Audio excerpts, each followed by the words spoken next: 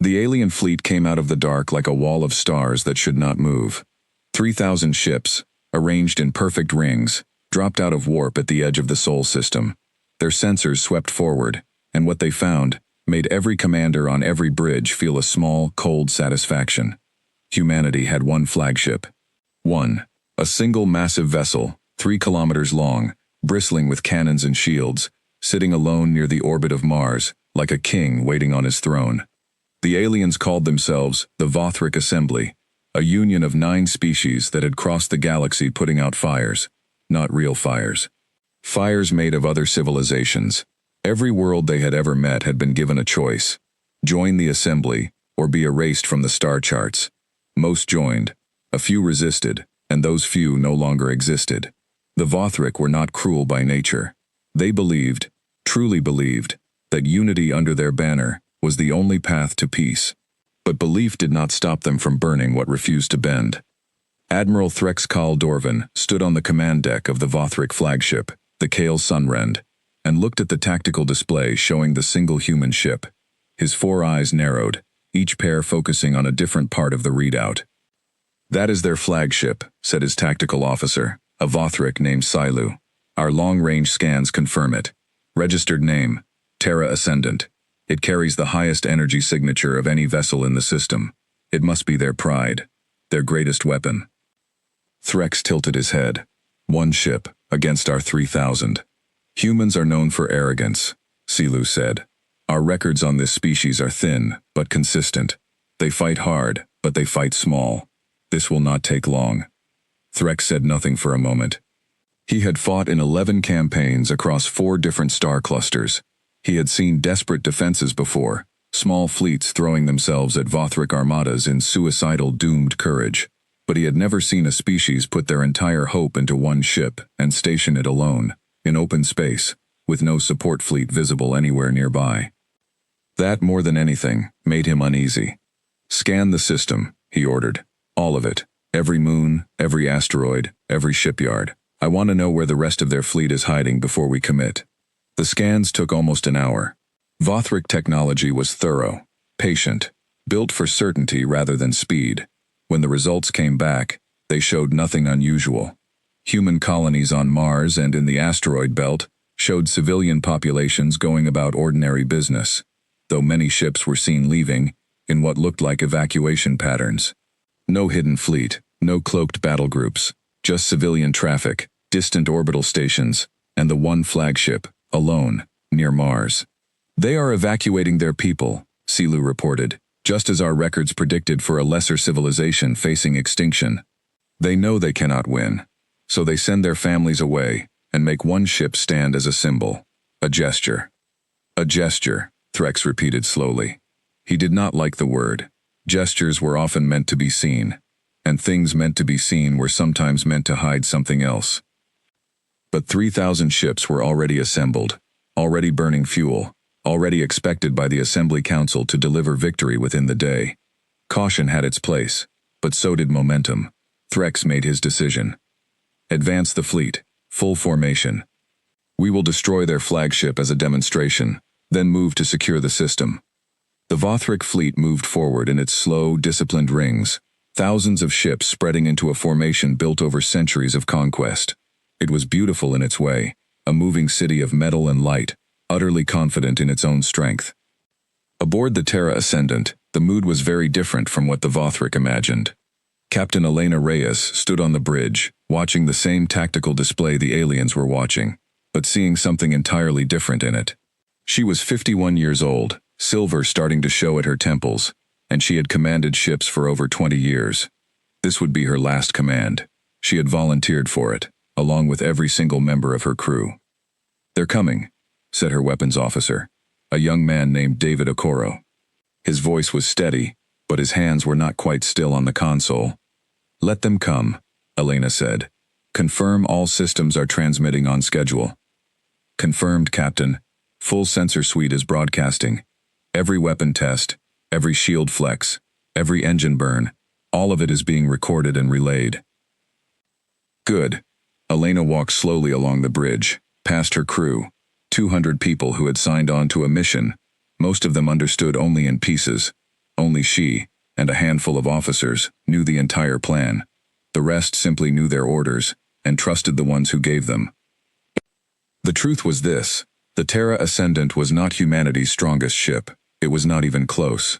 It was, in fact, a retrofitted vessel almost 40 years old, originally built as a deep space research platform, then converted during the war scare a decade earlier into something that looked like a warship. Its weapons were real and dangerous, but far weaker than what its size and profile suggested. Its shields were strong, but not nearly as strong as its energy signature implied. Almost everything about the ship's appearance was, in a very careful and deliberate sense, a lie. Humanity had learned, in the years since first contact with hostile species, that most alien civilizations judge strength by size, by energy output, by the visible scale of a fleet. The Vothric Assembly, according to every intelligence report gathered from listening posts and captured data over the past 6 years, operated on exactly this assumption. They measured threats by mass and power readings. They rarely questioned what those readings might not tell them. So humanity built them a story. A single flagship, alone, defiant, radiating enormous power. A perfect symbol for the Vothric to focus on, to attack, to destroy, and in destroying it, to reveal everything about themselves. Because the moment the Vothric fleet engaged the Terra Ascendant, every weapon they fired, every shield frequency they used, every targeting algorithm, every maneuver, every gap in their formation, all of it would be recorded by sensors hidden across dozens of positions throughout the solar system. Sensors disguised as debris. Sensors built into abandoned satellites. Sensors carried by small, nearly invisible drones drifting in the dark far from any obvious location. The Terra Ascendant carried the most advanced sensor suite ever built by human engineers, hidden beneath its warship exterior, and it was about to become the greatest intelligence-gathering operation in the history of the species. "Captain," said David quietly, "we have 60 seconds until they're in weapons range." Elena nodded. She sat down in her command chair and folded her hands. "Everyone knows what to do. Let's give them a real fight, not a fake one. They need to believe every second of this." The crew understood. This was not a ship meant to survive, but it was not meant to die easily either. Every explosion, every failed shield, every moment of chaos needed to look genuine, because a fleet as experienced as the Vothric would notice if a defeat looked staged. So the Terra Ascendant would fight with everything it had, hold nothing back, and lose as convincingly and as expensively for the enemy as possible, all while quietly recording the price of that victory in exact detail. The first shots came from the Vothric fleet's outer ring, a testing volley meant to gauge shield strength. The Terra Ascendant's shields flared bright blue and held. David returned fire immediately, sending a spread of missiles toward the nearest Vothric cruiser. 2 of them were shot down by point defense systems. 1 got through, and the cruiser's shields absorbed it with barely a flicker. "Their shields are stronger than the intelligence estimates," David called out, recalibrating our attack pattern to test their limits. "Do it," Elena said. "Keep the enemy engaged. Draw more ships in if you can." For the next 20 minutes, the Terra Ascendant fought like the flagship it appeared to be. It maneuvered with surprising grace for something so large, using its engines to slip between incoming fire, using its point defense guns to shred incoming missiles, using its main cannon to score real damage on 3 separate Vothric cruisers, disabling one entirely. The Vothric, surprised by the ferocity of the resistance, committed more ships to the engagement than Threx had originally planned, exactly as human strategists had hoped they would. On the Kale Sunrend, Threx watched the battle unfold with tightening concern. "This ship fights harder than our records suggested humans could. It is still 1 ship against hundreds," Silu said, though her voice had lost some of its earlier confidence. "Its shields are failing in Sector 7. We will break through soon." Threx said nothing, watching the numbers. The Terra Ascendant had already destroyed 12 Vothric vessels and disabled 6 more. For a single ship, even one this large, that was an extraordinary ratio. Something about it bothered him deeply, though he could not name exactly what. Inside the Terra Ascendant, the situation was becoming genuinely dangerous. Not staged, not controlled, but real. The ship had been designed to survive a serious beating, and then be destroyed, at a moment the crew could still choose. But battles rarely followed their scripts perfectly. A stray shot hit an unshielded section near the engineering deck, and the ship shuddered violently. Alarms blared. "Hull breach, deck 14, someone shouted. "We've lost pressure in 3 compartments." "Casualties?" Elena asked, her voice tight. "Unknown, Captain. Emergency bulkheads are sealing now." Elena closed her eyes for half a second, just half a second, and then opened them again. There was no time for grief yet. Maybe there would never be time. Not really. Not for a while. Continue the engagement.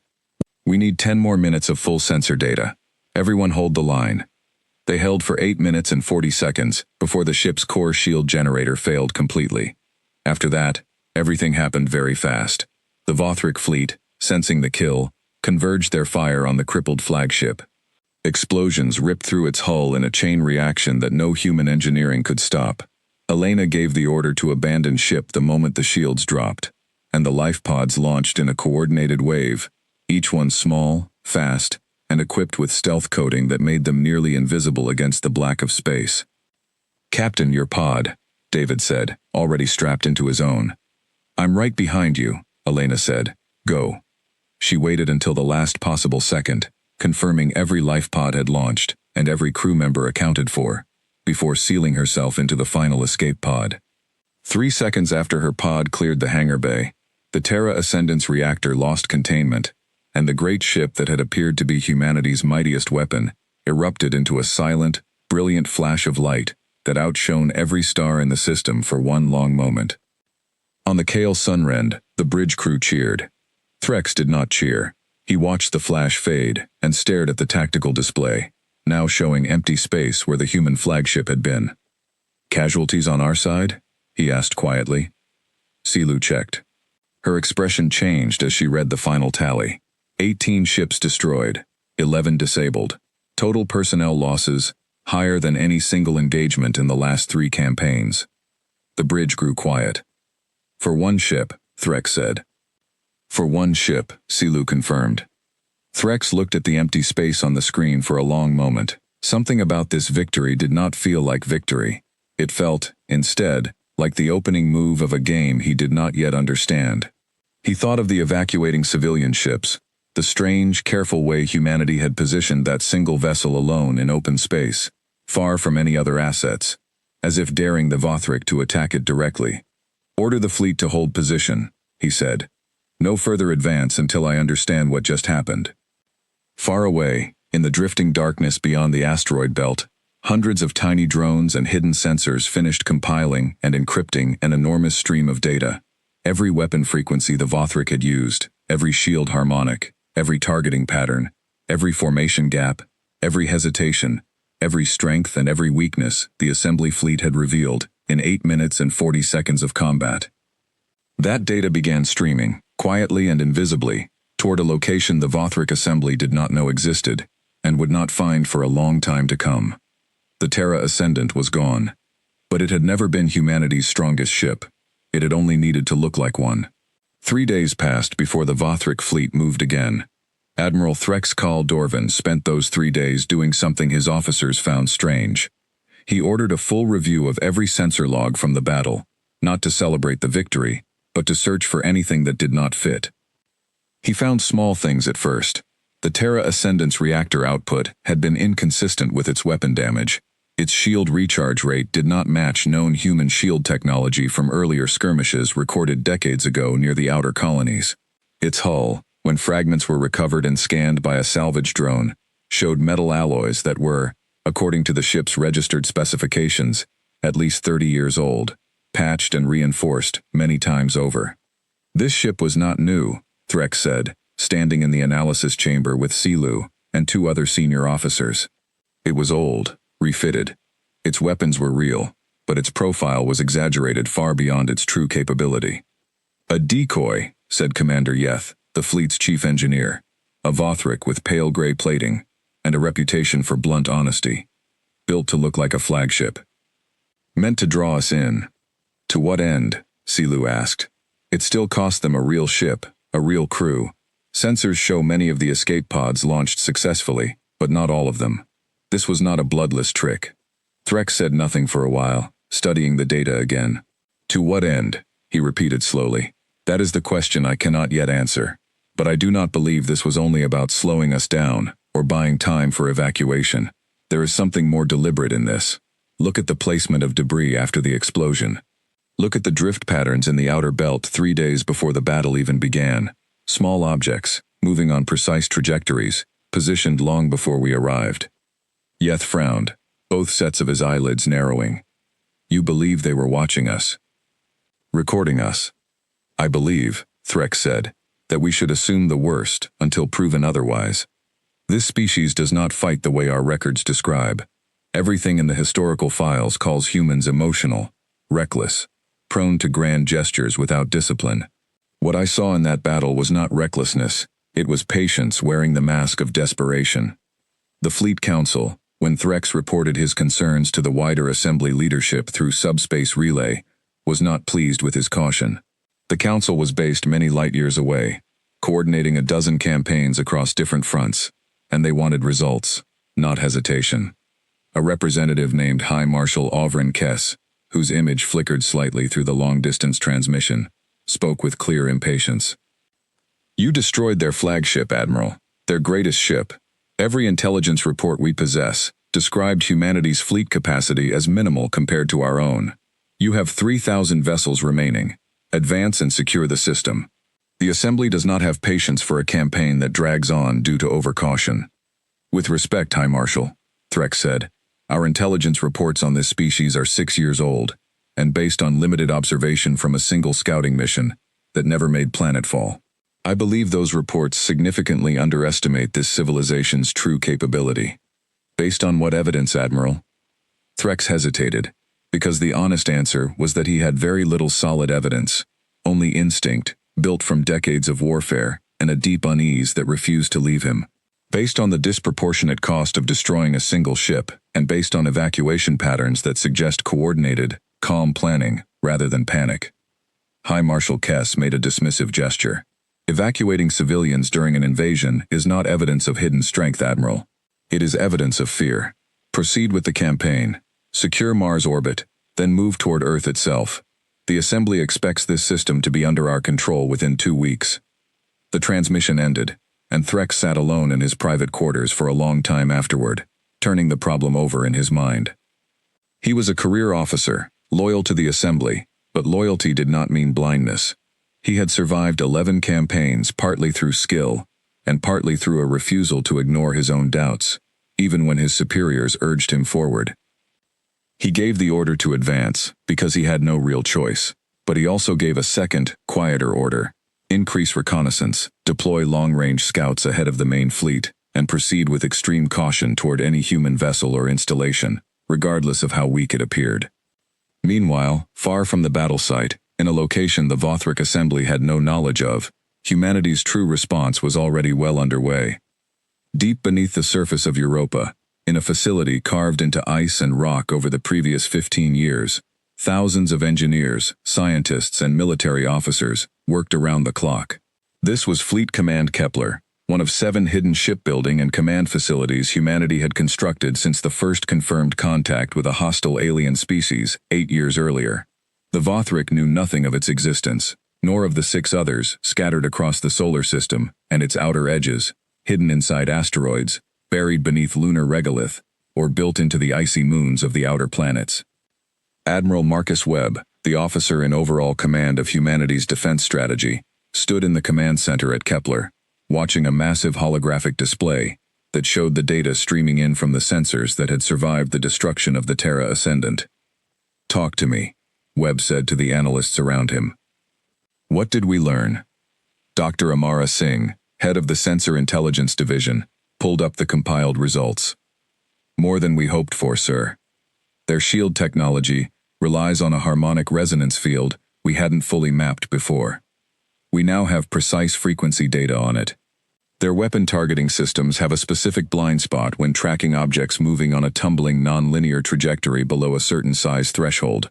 Their formation doctrine reveals they cluster support ships behind a screen of heavier cruisers, always in groups of 9, which matches the number of species in their coalition. It's almost ceremonial, predictable. And casualties? Webb asked quietly. Dr. Singh's expression softened.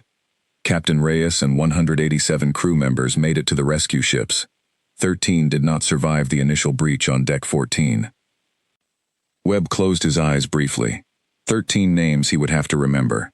13 families he would have to think about, even as the mission moved forward. War asked terrible prices, and pretending otherwise helped no one. Make sure their names are recorded. All of them. This entire war will be built on the back of what they gave us. Yes, sir. Webb turned back to the display, looking at the shield frequency data, the weapon blind spots, the formation patterns. This was exactly what the Terra Ascendant's mission had been designed to gather. Humanity's true fleet, the one hidden across 7 secret facilities, numbered far more than 3,000 ships, though many of them were still under construction, still being fitted with weapons systems developed using data gathered from years of quiet observation of Vothric patrol vessels near the edges of known space. How long until the counterfleet is ready? Webb asked. At current production rates, 40% of our planned force is combat-ready now, said General Okafor, humanity's chief of naval production. The rest will be ready within 3 to 4 weeks, assuming the Vothric advance at the pace we've projected, based on their known campaign history against other species. And the countermeasures based on today's data? Our engineering teams are already integrating the shield harmonic disruptors, Okafor said. Give us 5 days and every ship in the active fleet will be able to punch through Vothric shields with 40% greater efficiency. Give us the full 4 weeks, and we'll have solved their targeting blind spot exploit across the entire fleet, letting our smaller craft operate with near impunity against their point defense systems. Webb nodded slowly. This was the plan they had built years ago, refined through countless simulations and long nights of debate. Humanity could never match the Vothric assembly in raw numbers, or in the sheer scale of their war machine, built across centuries of conquest and the resources of 9 subjugated species. But humanity had something the assembly did not expect: patience, secrecy, and a willingness to sacrifice a symbol in order to protect the substance. What about Reyes? Webb asked. How is she? She's requested to remain in active command, Okafor said. Physically she's fine. Emotionally, she lost 13 people under her command. She'll need time, but she says she wants to see this through. Get her reassigned to the Tactical Planning Division, Webb said. She knows the Vothric better than almost anyone alive now. I want her insight on the counter-offensive. Elena Reyes arrived at Fleet Command Kepler 18 hours later, her uniform still bearing small burn marks from the evacuation that no amount of cleaning had fully removed. She looked older than she had 3 days earlier, though only 3 days had passed. She met with Webb in a private briefing room, the two of them alone. 13, she said quietly, before he could speak. I keep counting them, over and over. I know, Webb said. I'm sorry, Elena. Was it worth it? She asked. Tell me honestly. Did we get what we needed? Webb gestured to the display, showing the compiled intelligence data now flowing through every engineering division across the 7 hidden facilities. We got more than we hoped: their shields, their weapons, their formation doctrine, their targeting blind spots. Every ship we build from this point forward will be built to beat exactly what we saw in that battle. Elena studied the data for a long moment, her jaw tight. Then let's make sure it wasn't wasted. Show me everything. I want to help build the fleet that finishes this. Webb nodded, and for the next several hours, the two of them worked alongside dozens of officers and engineers, mapping out the next phase of humanity's defense. Meanwhile, far above them, in the cold light of the outer solar system, the Vothric fleet continued its slow, cautious advance toward Mars, unaware that the ship they had destroyed with such effort had already cost them far more than 18 vessels and a temporary victory. It had cost them the element of surprise, and it had bought humanity exactly what it needed most: time and knowledge. Wrapped inside a sacrifice, the Vothric had mistaken for humanity's greatest weapon, when in truth, it had never been anything more than a very expensive question, asked in fire and silence, to see how the enemy would answer. The answer was now being studied in careful detail, deep beneath the ice of Europa, by people who did not intend to ask that question twice. The Vothric fleet reached Mars orbit 11 days after the destruction of the Terra Ascendant. Admiral Threx expected resistance, perhaps another desperate ship or a hidden minefield, but instead found something unexpected: nothing at all. The human colonies on Mars had been fully evacuated. Empty domes stood silent under the red sky, their lights still on, their systems still running on automatic, but not a single human remained. They abandoned it, Silu reported, standing beside Threx on the bridge of the Kale Sunrend. Every colony, every station, all personnel withdrawn, no resistance encountered. Threx studied the empty colony readings with growing unease. Where did they go? Unknown. Our scans show numerous small ship signatures leaving the system over the past several days, scattering in many directions. Tracking all of them would require dividing our fleet significantly. Do not divide the fleet, Threx said immediately. That is likely exactly what they want. Continue toward Earth, cautiously. The order to proceed cautiously frustrated many of his officers, who had grown impatient during the 11 days of slow, careful advance. The Assembly Council continued sending messages demanding faster progress, reminding Threx that other campaigns across the galaxy were completing their conquests in a fraction of the time he was taking merely to reach a single system's inner planets.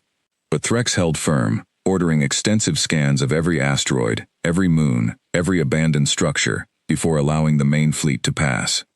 His caution proved justified when, 6 days later, a Vothric scout ship investigating the asteroid belt vanished without a trace, its last transmission cut off mid-sentence. Threx sent a larger reconnaissance group to the same coordinates and lost 2 more ships to what sensor logs eventually identified as an automated defense system, a hidden minefield of smart mines that had drifted silently among the asteroids for years, activating only when Vothric energy signatures came within range. They have been preparing this system for a long time, Threx said, reviewing the data with Yeth and Silu in the tactical chamber. Years, perhaps. This was not built in the 11 days since we arrived. The evacuation, the hidden mines, the sacrifice of their flagship, Yeth said slowly. All of it points to a species that has been expecting this attack, or one very much like it, for a long time, perhaps since their first contact with any hostile force. Threx nodded grimly. He had begun to suspect this himself. Humanity's historical records, thin as they were within Vothric intelligence archives, showed a species with a violent internal history. Countless wars fought among themselves before ever reaching the stars. A species that understood conflict intimately, even before meeting an enemy from beyond their own world. Perhaps that history had taught them something the more unified societies of the Vothric Assembly had never needed to learn: how to prepare for an enemy stronger than yourself, and how to make that enemy pay a terrible price before ever reaching your door. The fleet continued its advance, more slowly now, sweeping every region of space for hidden traps before moving forward. It took another 18 days to reach the edge of what human tacticians called the inner defense perimeter, an invisible boundary roughly at the orbit of the asteroid belt where humanity's true preparations, hidden for years beneath ice and rock, were finally ready to reveal themselves. Aboard Fleet Command Kepler, Admiral Webb watched the Vothric fleet's slow, careful crawl toward Earth, with something between satisfaction and tension. Every day the enemy delayed was another day humanity's production lines turned out more ships, more countermeasures, more of the specialized weapons built specifically to exploit the vulnerabilities revealed by the Terra Ascendant's sacrifice. Their caution is working against them, Elena Reyes said, standing beside Webb as they reviewed the latest fleet positioning data. She had spent the past 3 weeks buried in tactical planning, and the exhaustion showed in the lines around her eyes, though her focus had not wavered.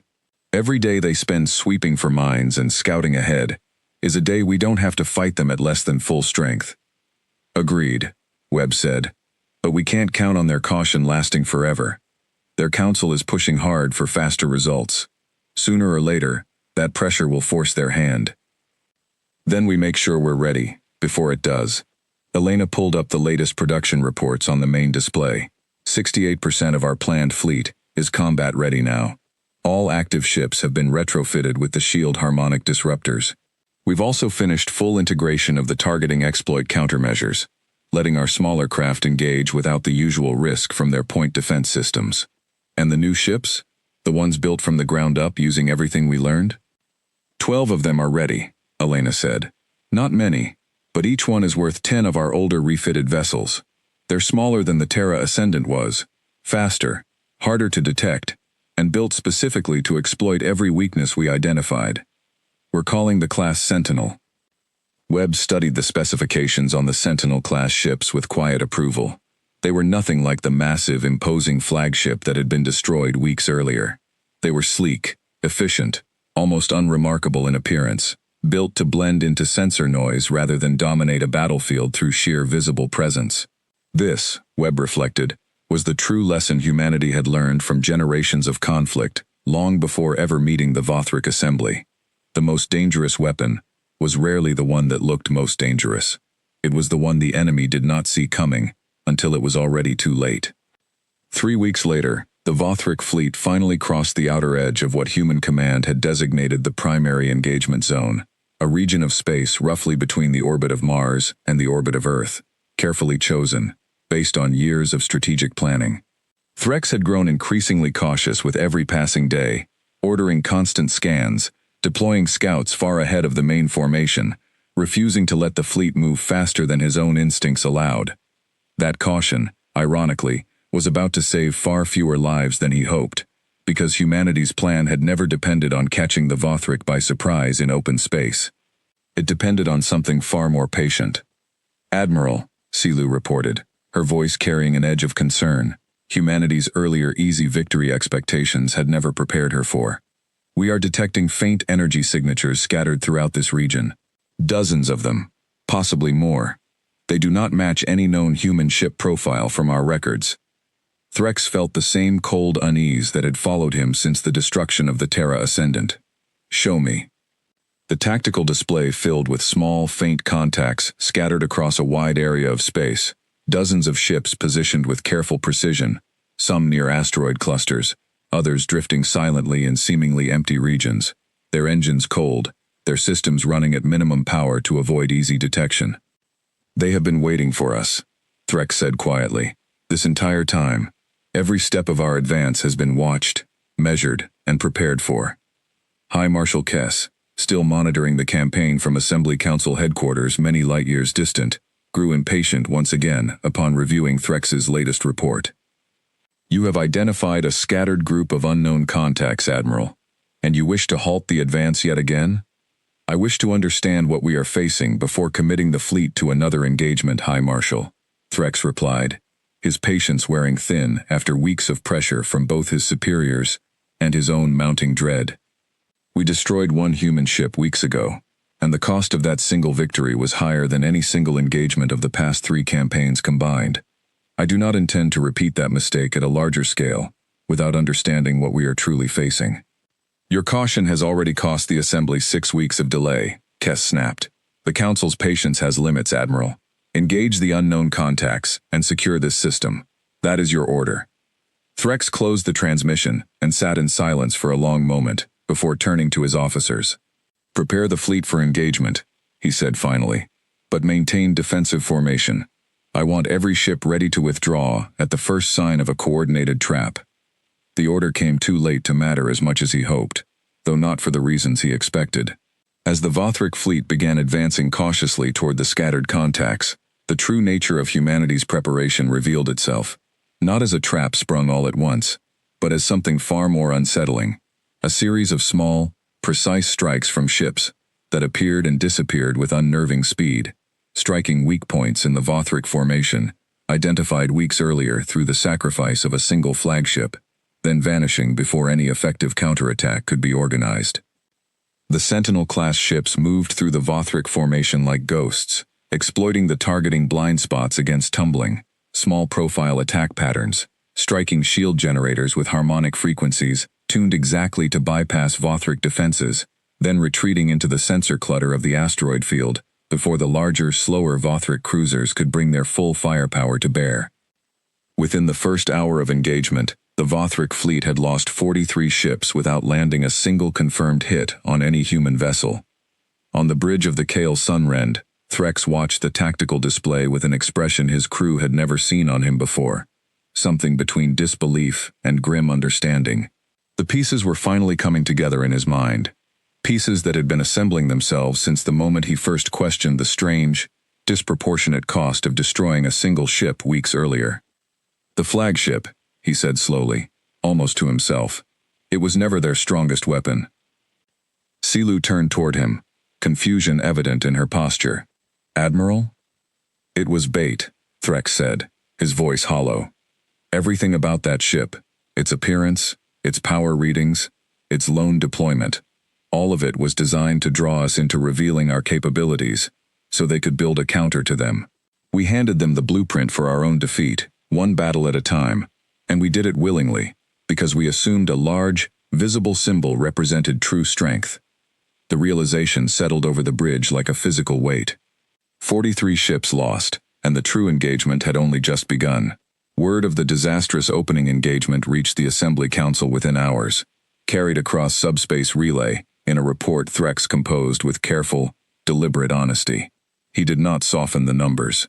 43 ships lost, hundreds of crew dead, and not a single confirmed human vessel destroyed in return. The Council's response came back sharp with disbelief and fury, demanding explanations Threx did not fully have. But Threx had stopped worrying primarily about the Council's reaction. His full attention now belonged to the battle unfolding around him, and to the growing certainty that humanity had built something far more dangerous than anyone in the Assembly had imagined. "Pull the fleet into tight defensive clusters," he ordered. "Overlapping shield coverage. Do not let them isolate individual ships." The order helped, somewhat. The Sentinel-class ships, fast and precise as they were, found it harder to strike at overlapping shield formations without exposing themselves to concentrated point defense fire from multiple Vothric vessels at once. Over the following hours, the human attack ships grew more cautious, striking less frequently, retreating faster after each engagement. "Their aggression is slowing," Silu reported. "Our new formation appears to be limiting their effectiveness." "They are not reckless," Threx said. "They will not throw away ships for diminishing returns. This is a species that thinks in terms of cost and value, even in war, perhaps especially in war." He was right. Aboard Fleet Command Kepler, Admiral Webb and Elena Reyes watched the shifting battle with careful attention, adjusting tactics in near real time as data streamed back from the engaged Sentinel ships. "They've adapted," Elena said, studying the Vothric formation change. "Tighter clusters, overlapping shields. Smart move. It's costing us efficiency." "Then we adjust," Webb said. "Pull the Sentinels back to harassment range. Let the second wave begin." Elena nodded and relayed the order. This had always been the plan, built across years of preparation and refined through the data gathered from the Terra Ascendant's sacrifice. Not a single overwhelming strike, but a layered campaign. Each wave designed to force a specific reaction from the enemy, setting them up for the wave that followed. As the Sentinel ships pulled back, a new set of contacts began appearing on Vothric sensors, larger this time, emerging from carefully hidden positions along the edges of the asteroid belt. These were not the sleek, fast attack ships that had struck the fleet's edges earlier. These were heavier vessels, built specifically to break through the tight, overlapping shield formations the Vothric had just adopted. "New contacts," Silu reported, her voice tightening with each word. "Larger profile, approaching from multiple vectors simultaneously." Threx studied the new arrivals with grim recognition. They anticipated our formation change. This entire engagement has been a sequence, each part designed to provoke a specific response, and each response met with a countermeasure already prepared. It was, in fact, exactly that. The heavier human ships, designated the Vanguard class, had been built using data gathered not only from the Terra Ascendant sacrifice, but from careful observation of how alien species historically reacted to different combat pressures, drawn from years of quiet, cautious study of the greater galactic community, through intercepted communications and long-range observation. Humanity had learned that most disciplined, hierarchical military forces, when pressed by fast, evasive attacks, instinctively consolidated into tighter defensive formations, and tight formations, however strong individually, created predictable targeting patterns that heavier, slower ships could exploit with devastating precision. The Vanguard ships opened fire with weapons specifically calibrated to punch through overlapping shields using resonance cascades, a technique developed by human physicists who had spent years studying the shield harmonic data gathered during the very first battle. Where a single ship's shields might resist an attack, 3 ships in close formation, sharing overlapping frequencies, became vulnerable to a cascading failure that could bring down all 3 shield systems at once, if struck with the right pattern at the right moment. The results were immediate and brutal. Vothric ships that had clustered together for mutual protection found their combined shields collapsing in chain reactions, leaving multiple vessels exposed simultaneously. Within 30 minutes, the Vothric fleet had lost another 61 ships. "Admiral, we must adjust formation again," Silu said, urgency clear in her voice now. "The clustering is being exploited." "Spread the fleet," Threx ordered, though he could hear the strain in his own voice. "Independent maneuvering, minimum overlap between shield fields." The order came at a cost. Spreading the fleet reduced the cascading shield vulnerability, but it also left individual ships more exposed to the fast, evasive Sentinel-class attackers that had struck earlier and were now returning to the engagement, striking isolated vessels with precision the tighter formation had previously prevented. Threx realized, with a growing sense of dread, that he was caught in a trap with no clean solution. Cluster together and face cascading shield failures from the heavy vanguard ships, spread apart and face relentless harassment from the fast Sentinel ships. Every formation carried its own vulnerability, and humanity seemed to have anticipated and prepared for both. "This is not a battle," he said quietly to Silu, watching the casualty numbers climb steadily on the display before him. "This is an examination, and we are failing it." For the next several hours, the engagement continued in brutal, grinding fashion. The Vothric fleet, still vastly superior in raw numbers, fought back with everything available to them, and their sheer size meant the battle was far from a clean human victory. Human ships were destroyed too, though at a far lower rate than the Vothric losses. The Sentinel and Vanguard classes, built with everything learned from the Terra Ascendant's sacrifice, proved resilient, but they were not invincible, and every human ship lost meant more names for Admiral Webb and Captain Reyes to carry with them. Aboard Fleet Command Kepler, Elena watched a status display update with a red marker, indicating the loss of the Sentinel ship Meridian. All 31 crew members, lost when 3 Vothric cruisers managed to corner it against a debris field with no clear retreat vector. "That's the 4th Sentinel we've lost," she said quietly. "I know," Webb said. "But look at the ratio. 4 Sentinels and 2 Vanguards, against over 200 of their ships destroyed or disabled so far. This is working, Elena. Exactly as we planned it, as much as any of this can be planned." "It doesn't make it easier," she said. "No," Webb agreed. "It never will. But it means something. Every one of those 31 crew members knew exactly what they were fighting for, and they knew the odds going in. We built this fleet to win a war none of us wanted, using the only advantage we had, patience, and the willingness to learn faster than our enemy could adapt. By the 6th hour of continuous engagement, the Vothric fleet had lost over 400 ships, nearly 1/7 of its original strength, while human losses remained comparatively light. Threx, watching the numbers with a growing sense of inevitability, finally made the decision his pride had resisted for hours. "Signal a full withdrawal," he ordered. "All ships, fall back to the outer system rally point. We are leaving this engagement." "Admiral, the Council will not accept a retreat," Silu warned. "High Marshal Kess has already demanded." "High Marshal Kess is not here," Threx said, his voice hard and final. "I will not throw away another ship, another crew, chasing a victory this enemy has already prepared 3 counters for. We withdraw, we regroup, and we develop a strategy that does not rely on assumptions this species has already proven false." The Vothric fleet began its slow, painful retreat, harassed the entire way by fast Sentinel strikes that picked off stragglers unable to keep pace with the main formation. By the time the last Vothric ship crossed back beyond the asteroid belt, the fleet had lost 437 vessels, roughly 15% of its total strength, in a single engagement that assembly military doctrine had projected would end in an easy, near-bloodless human defeat. Aboard the Kale Sunrend, Threx sat alone in his quarters long after the retreat order had been given, reviewing the battle data over and over, searching for the moment things had truly gone wrong. He found it, eventually, not in any single tactical decision, but in the very first assumption made weeks earlier, standing on this same bridge, watching a single human ship wait alone near the orbit of Mars. They had believed that ship represented humanity's greatest strength. Instead, it had been a question, asked in fire, and the assembly had answered it completely. revealing every weapon, every formation, every weakness, all so that a species barely a century into spaceflight could build the precise tools needed to make an empire built across centuries bleed. Threx opened a private channel, not to the council, but to his own senior staff, gathering the fleet's remaining commanders for a conversation the Assembly's rigid hierarchy rarely allowed, an honest assessment of failure, and the beginning of a plan to understand an enemy that had, in every sense that mattered, already won the opening phase of a war the Assembly had believed would barely qualify as a war at all. The Assembly Council relieved Admiral Threx Kal Dorvan of command 11 days after the retreat.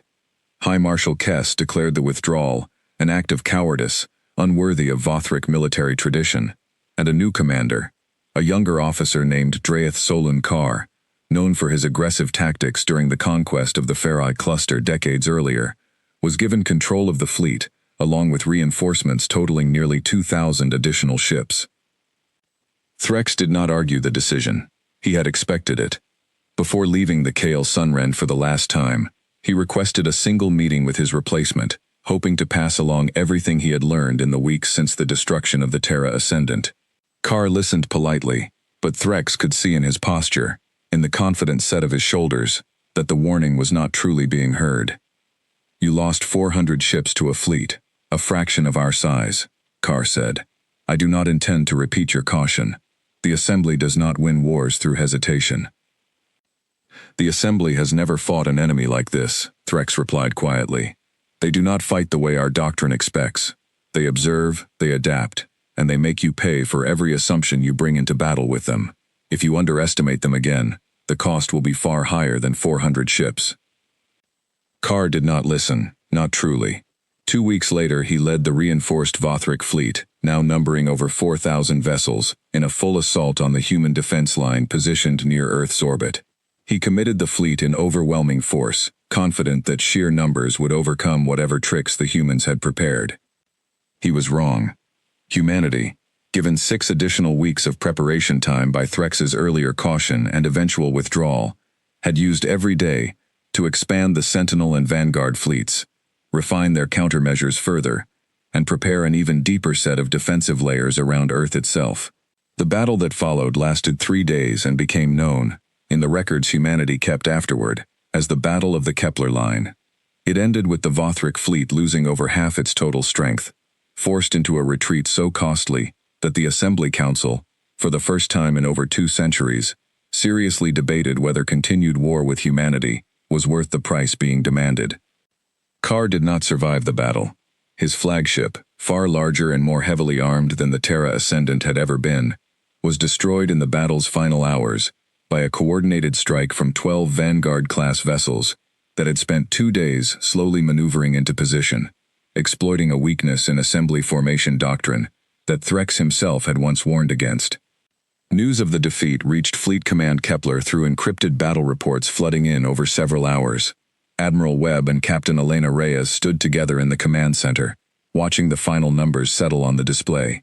3,200 Vothric vessels destroyed or disabled, against the loss of 189 human ships, including 4 Vanguard and 19 Sentinel-class vessels. "It's over," someone said quietly from across the room. "They're retreating past the outer system boundary. Long-range scans show no sign of regrouping." Webb allowed himself a moment of relief, though it was tempered, as it always was, by the cost. 189 ships. Thousands of names that would need to be remembered, honored, carried forward by the species they had died protecting. "It's not over," Elena said quietly, standing beside him. "Not really. They'll come back. Maybe not soon, maybe not with the same fleet, but a civilization like that doesn't just walk away after one defeat." "No," Webb agreed, "but they'll come back knowing something they didn't know 8 weeks ago. They'll come back knowing this isn't an easy conquest. They'll come back respecting what we can do, and maybe, just maybe, that respect buys us the time we need to keep growing stronger." 6 months later, the Vothric Assembly formally suspended active operations against the Sol system, redirecting the bulk of their forces toward other campaigns across the galaxy that promised easier, less costly victories. The suspension was not peace, not truly, and few in humanity's command structure believed the Assembly had abandoned its ambitions permanently. But it was time, precious time, and humanity intended to use every day of it. Admiral Threx, stripped of his former command but not executed, as some had expected given the severity of Kar's defeat, was quietly reassigned to an advisory position within Assembly Military Intelligence, tasked specifically with studying humanity's tactics and strategic patterns. It was, in its own way, an acknowledgement that his earlier caution had been correct, even if the Assembly's rigid culture made it nearly impossible to say so directly. In his new position, Threx spent long hours reviewing every scrap of data gathered from both engagements, searching for a deeper understanding of the species that had cost the Assembly so dearly. He found, eventually, a report humanity itself had allowed to become public within its own civilian channels, intercepted and translated by Assembly linguists, describing the origin of the Terra Ascendant's mission in humanity's own words. It had been written by Admiral Webb himself, released publicly months after the Battle of the Kepler Line, as part of a memorial ceremony honoring Captain Reyes's original crew. The report explained, in plain and simple language, that the Terra Ascendant had never been humanity's strongest ship.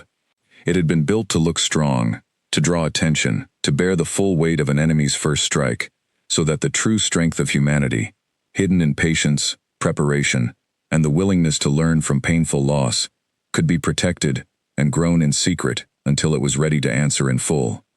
Threx read the report 3 times before setting it aside.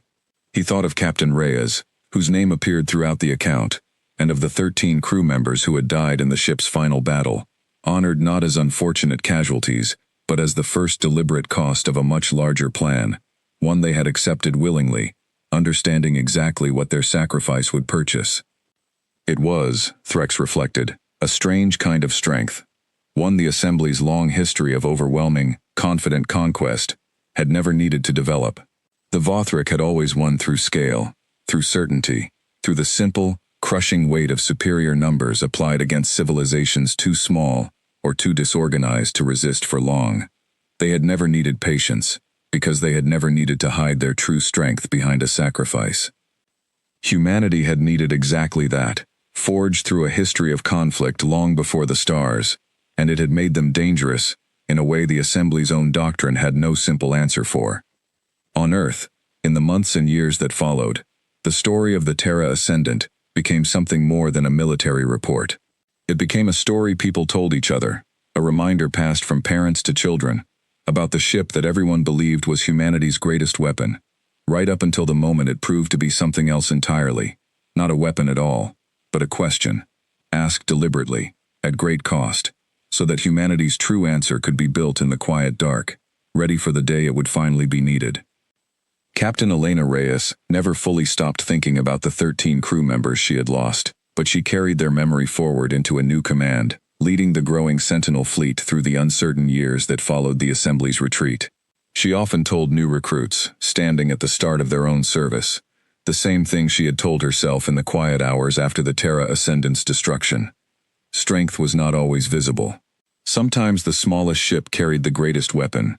Sometimes the loudest defeat hid the beginning of the truest victory.